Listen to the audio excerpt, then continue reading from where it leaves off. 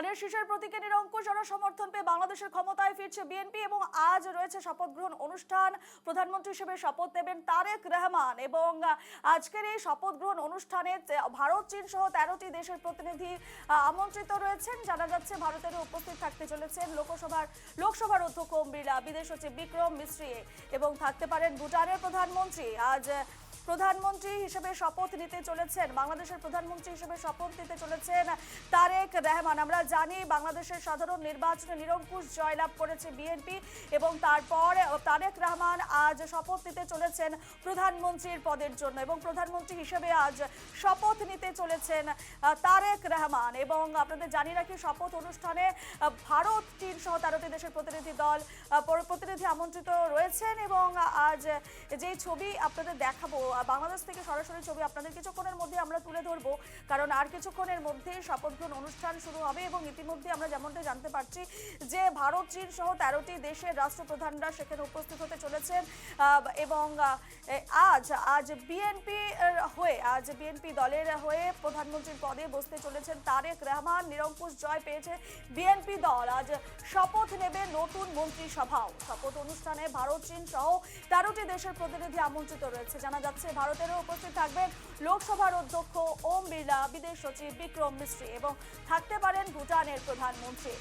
এছাড়া আরো কারা কারা উপস্থিত হতে চলেছেন সে বিষয়টির দিকেও আমাদের নজর থাকবে। আজ বাংলাদেশের প্রধানমন্ত্রী হিসেবে শপথ নিতে চলেছেন তারেক রহমান। বাংলাদেশের জাতীয় নির্বাচনে নিরঙ্কুশ জয়ের পর বাংলাদেশের প্রধানমন্ত্রীর পদে বসতে চলেছেন তারেক রহমান এবং আজ 13টি দেশের প্রতিনিধিরা আজ উপস্থিত হতে চলেছেন, তারা আমন্ত্রিত রয়েছেন। এ নিয়ে আমরা আরো বিস্তারিত জানবো। আমাদের সঙ্গে এই মুহূর্তে বাংলাদেশ থেকে রয়েছেন আমাদের প্রতিনিধি জাহাঙ্গীর। আর কিছুক্ষণের অপেক্ষায় এর পরে প্রধানমন্ত্রীর পদে শপথ নিতে চলেছেন তারেক রহমান। ঠিক কি আপডেট রয়েছে? ইতিমধ্যেই যেহেতু 13টি দেশের রাষ্ট্রপ্রধানরা সেখানে উপস্থিত হওয়ার কথা রয়েছে, কারা কারা ইতিমধ্যে উপস্থিত হয়ে গেছেন কি জানতে পারছো?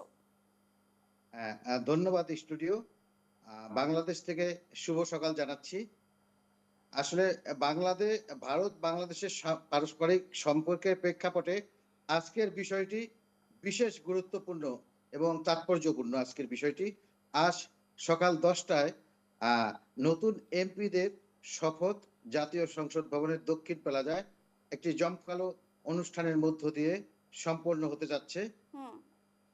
সংসদ সচিবালয়ের শপথ কক্ষে নবগঠিত সংসদ সদস্যদের শপথ অনুষ্ঠিত হবে এবং প্রধান নির্বাচন কমিশনার নাসির উদ্দিন শপথ বাক্য পাঠ করাবেন। এর পরবর্তীতে বিকেল 4টায় নতুন মন্ত্রিসভার শপথ বাক্য পাঠ করাবেন রাষ্ট্রপতি মোহাম্মদ শাহাবুদ্দিন চুপ্পু। প্রধানমন্ত্রী হিসেবে বিএনপির চেয়ারম্যান তারেক রহমানকে শপথ বাক্য পাঠ করাবেন। তারেক রহমানের নেতৃত্বাধীন এই নতুন মন্ত্রিসভার সদস্যদেরও একই সময়ে শপথ বাক্য পাঠ করানো হবে এবং ইতিমধ্যে এই জমকালো আয়োজনের প্রস্তুতি সম্পন্ন হয়ে গেছে। এছাড়া আর এখন আসলে 1 ঘন্টা সময়ও নাই, আর 40-50 মিনিট সময় বাকি রয়েছে। ইতিমধ্যে দেশের বাইরের যেসব অতিথি আছেন তারা ঢাকায় এসে পৌঁছেছেন এবং তারা ঢাকায় অবস্থান করছেন। আপনি জানেন যে আসলে আজকের 2টি পর্বে আজকের অনুষ্ঠানটি সকাল 10টায় যেটি হবে সেটি নতুন সংসদ সদস্যদের শপথ অনুষ্ঠান। এটি হবে সংসদ ভবনের দক্ষিণ প্লাজায় এবং বিকেল 4টায় যে অনুষ্ঠানটি এটি প্রধানমন্ত্রী হিসেবে তারেক রহমানকে এবং মন্ত্রিসভার যে অন্যান্য সদস্যদের তাদের 4টায় শপথ বাক্য অনুষ্ঠান, সেটি রাষ্ট্রপতি শপথ বাক্য পাঠ করাবেন এবং এই অনুষ্ঠানটিও অত্যন্ত জমকালো আয়োজন এবং দেশ বিদেশে সবকিছু সবার দৃষ্টি এখন এই আজকের অনুষ্ঠানকে ঘিরে, সারা বাংলাদেশের না শুধু সারা বিশ্বের। ইতিমধ্যে নিউজ লাইভ বাংলার যেসব শ্রোতা আছেন তারা জেনেছেন কারা আসছেন এই অনুষ্ঠানে। এটি নিয়ে আমাদের রিপোর্ট করা হয়েছে, বিস্তারিত সেই রিপোর্টে আছে। আশা করি আজকের এই শপথ গ্রহণ অনুষ্ঠান 2টি পর্বে ভাগ করা হয়েছে, তাই তো? হ্যাঁ। প্রথম পর্বে প্রধান নির্বাচন কমিশনার নতুন নবনির্বাচিত সংসদ সদস্যদের শপথ বাক্য পাঠ করাবেন এবং দ্বিতীয় পর্বে বিকেল 4টায় সেটি হবে নবনির্বাচিত প্রধান মন্ত্রী তারেক রহমান এবং তার মন্ত্রী পরিষদের সদস্যদের। আরেকটি কথা বলে রাখি যে এই তারেক রহমানের এই শপথ অনুষ্ঠানের মধ্য দিয়ে জিয়া পরিবারের তৃতীয় প্রজন্মের আজকে কিন্তু শপথ অনুষ্ঠান। এর আগে তারেক রহমানের মা ছিলেন প্রধানমন্ত্রী, তার আগে তার বাবা ছিলেন প্রেসিডেন্ট। হ্যালো হ্যাঁ হ্যাঁ, বেশ। সুপ্রীতি। না, সুপ্রীতির নামে রূপা বলছি জাহাঙ্গীর। আরো একটি বিষয় জি রূপা দি, জাহাঙ্গীর, যে সরি।